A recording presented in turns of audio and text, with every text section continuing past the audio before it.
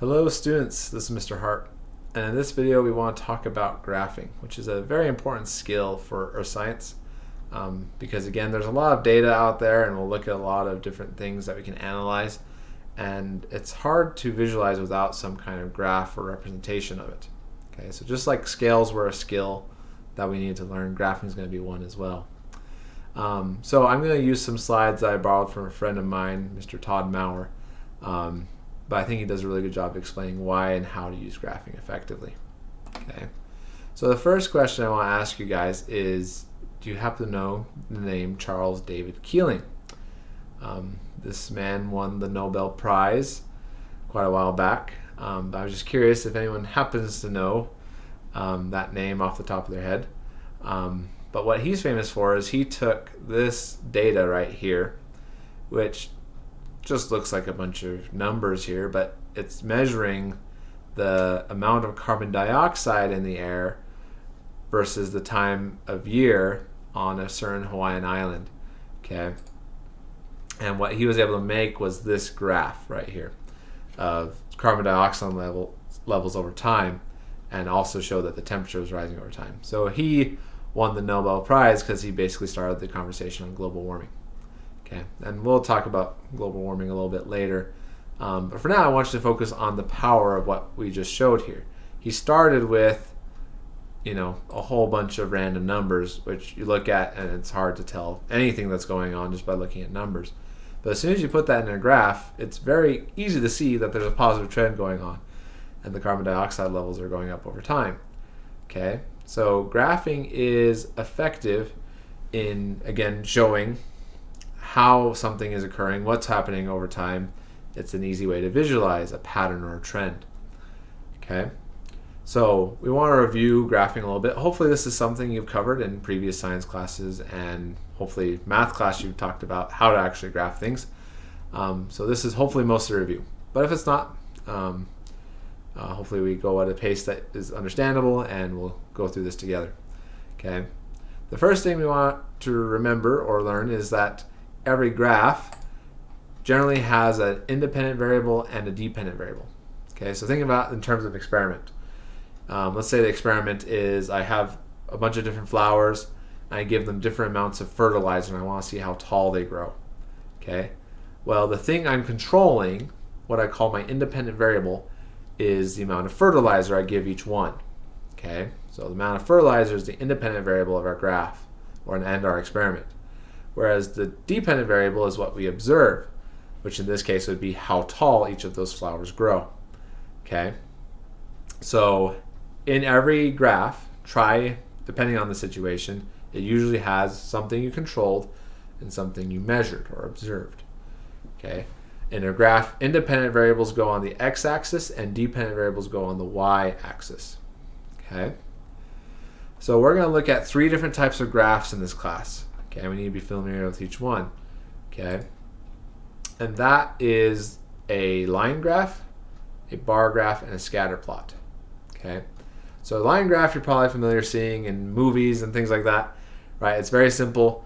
This is the data at each point, and we draw a line connecting it. Okay, so it's really easy to see a trend. Like in this one, there's a negative trend. Right, it's going down over time. And so if you have some very clear cause and effect, use a line graph. If instead you have kind of distributions of things, you'd want to use a bar graph, which is those two on the right. So it could either be groups, like people that prefer a certain restaurant or people that live in a certain country, or it could just be distribution of, things that were between this big and this big, and things that were between that big and that big. But if you have groupings of any kind, you probably want a bar graph.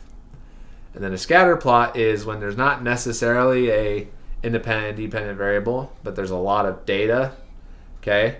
And you just plot all the available data and see if there's still a trend, okay? So that could be people that go out to eat versus the time of day that they go to the restaurant, right? You just have a whole bunch of data. You don't actually control what time people go out to eat or whatever it may be, right? You're just looking at the statistics and seeing if there's some kind of trend. Okay. So let's go through each of these in more detail. Okay. So again, line graph shows some cause and effect, some relationship between independent and dependent variables. So for example, if you're boiling water, right, the thing you control is the amount of heat or energy you put into it. And the thing you can measure is how much the temperature increases, right, versus how much heat you put in. Okay? So then you can very clearly see more heat means higher temperature until you get to a boiling point, right? Very clear cause and effect. So we put the dependent or independent variable on the x-axis, the thing we're controlling, and we put the dependent variable on the y-axis, okay, the thing we're measuring.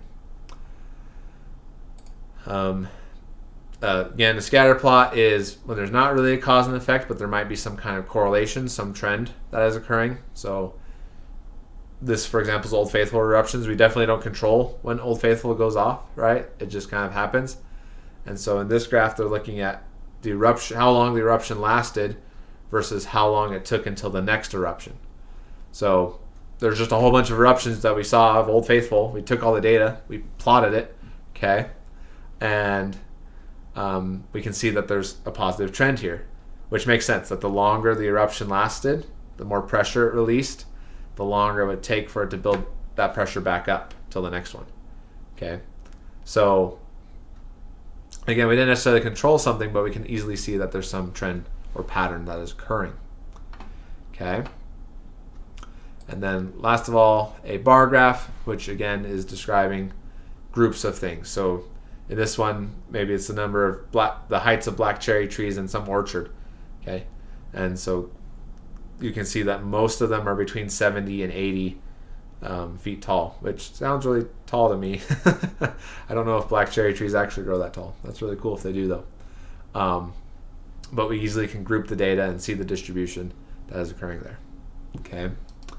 So, the thing we want to practice and want to be clear about in the homework and in this class is if we're ever making graphs, we want to gather the data first and then decide the best graph the best type of graph that would represent that data.